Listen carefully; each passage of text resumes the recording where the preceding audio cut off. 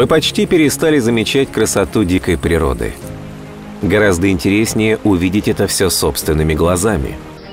Мало стран на Земле с таким удивительным сочетанием природных и культурных черт, как Кыргызстан. Гордостью страны является богатой своей уникальной флорой и фауной западный Тянь-Шань, который обладает перспективными возможностями для развития научного туризма. Одним из молодых на сегодня направлений этого вида туризма является бёрдвотчинг, который посвящен наблюдению за птицами и их изучению. Бёрдвотчинг дает человеку возможность поближе познакомиться с птицами и их миром.